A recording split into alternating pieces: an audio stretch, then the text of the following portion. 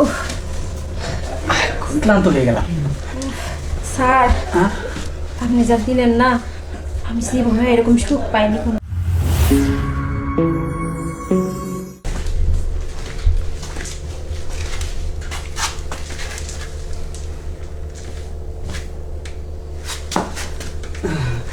ভালোই তো লাগছিল। বহ বহ, তোর সাথে দুটো কথা আছে। আরে বহ। তুই আমার সব সময় জ্বালাস, আমার ভালো লাগে না তো। আরে বহ, আর জ্বালাম না, বহ। কাজের সময় কি? আচ্ছা, এই যে তুই কাজের মেয়ে হলে কি হবো? তোর কিন্তু কাজের মেয়ের মতো দেখা যায় না। মনে হয় কি জানো, যে এই বাড়ির রাজরানী তুই। সর, আমার পাম দিয়ে ফুলাইতেছ। পাম না, আমি একটা বাংলা ছবি দেখছি, এই যে নায়িকা শাবনূর আছে না, শাবনূর প্রথমে কাজের মেয়ে হিসেবে ঢোকে, পরে ছবি পুরোটা যখন দেখলাম, ও দেখি কাজের মেয়ে না, ওই বাড়ির মেম সাহেব। কেমনি? আর ওই যে আমনে শোন, শাবনূরের চাইতে তোর চেহারা কিন্তু কোনো অংশ কম না, বরং শাবনূরের চাইতে বেশি আছে। আর ওই শাবনূর তো প্রেম করছিল শাকিব খানের লাগে, তো তুই কার লাগে প্রেম করস? কারো লাগে না। এই দেখ, ওই গল্পের পরিচালক ছিল রনি খান, আর এই গল্পের পরিচালক এই পারভেজ খান। শোন, তোর নায়ক কাছ থেকে আমি শখ কত আসলে কি বান্দর কইলি না এটা একটু ভাব ধরাইলি? তুই আমার সবসময় ডিস্টার্ব করিস, তুই বুঝিস না তোরা আমার ভাল লাগে না, তোর সাথে প্রেম টেম আমার হবে না। যা তো তোর কাজ কর, আমি আমার কাজ করি। দেখ, আমি দেওয়া না তোর জন্য সোনো পাউডার লিপস্টিক কত কি আনছি, তুই তো কিছুই নিলি না। শোন, অন্তর্বাকে আজকে না করিস না, বাড়িটা যেহেতু খালি, ওই যে বড় সাহেব আর ম্যাডামে যেটা করে, তুই আর আমি ওই যে উকি মেরে দেখলাম না, ওই যেটা, ওই যে চল আজকে তুই আর আমি করি। আমার না খুব মন চাইতেছে, না করিস না? না না, ওইসব হবে না, জায়গা একটা বিয়া করে তার সাথে করবে। সব আমার ছবি না, প্রয়োজন হলে আমার এবারে মাইনে যা পাবো না তোরে দিয়ে দেবো, না করিস না। না, আমারও তো লোকটম দেওয়া লাগে সব। না করিস না। আয় তো। হ্যাঁ, যাবে না কেন? অবশ্যই যাবে, অবশ্যই অবশ্যই।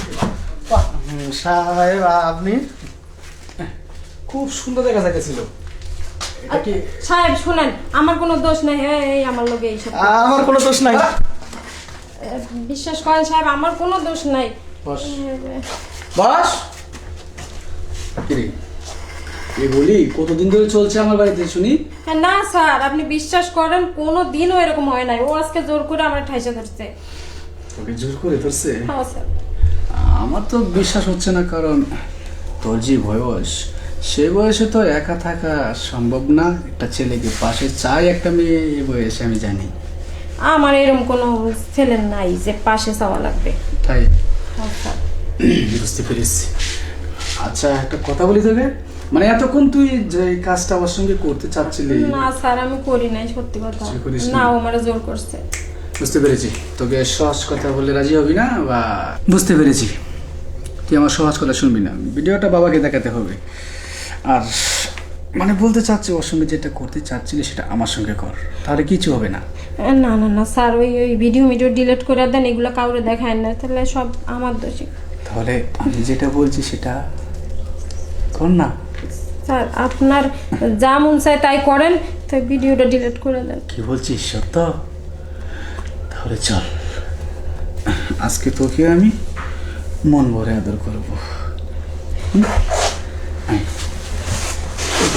শিশু, এই তো সত্যি তুই সিনেমার নায়িকা হলে না কতই না ভালো হতো, আর আমি হতাম তোর ওই হিরো।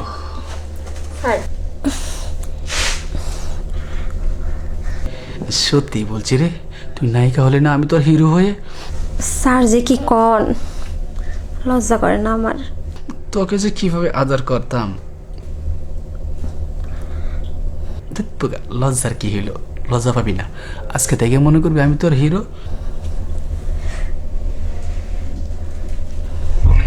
তুই আমার নায়িকা, এখন মজা নিতে দে তো। কোনো পুরুষ মানুষের স্পর্শ তো পাইনি, আর পুরুষ মানুষের স্পর্শ এই রকম হয় আমি জানতাম না। জানতি না আগে, তাই না? তাহলে শোন না, এখন থেকে তোর যখনই এরকম চুয়া লাগবে, স্পর্শ লাগবে, মানে আদর, তখনই শুধু আমাকে একটা বার বলবি আর আমি হাজির হয়ে যাব। আচ্ছা স্যার। কিন্তু ওই যে কামলার কাছ থেকে একটু দূরে দূরে থাকবি, আর ওরে তো আমি শিক্ষা দিতে আছি। স্যার আপনি ওই চাকরটারে বাড়ি থেকে বের করে দেন, ঠিক আছে। আপনার আর আমার পথ পরিষ্কার। ওইটা ব্যবস্থা আমি করতেছি, আসি এখন।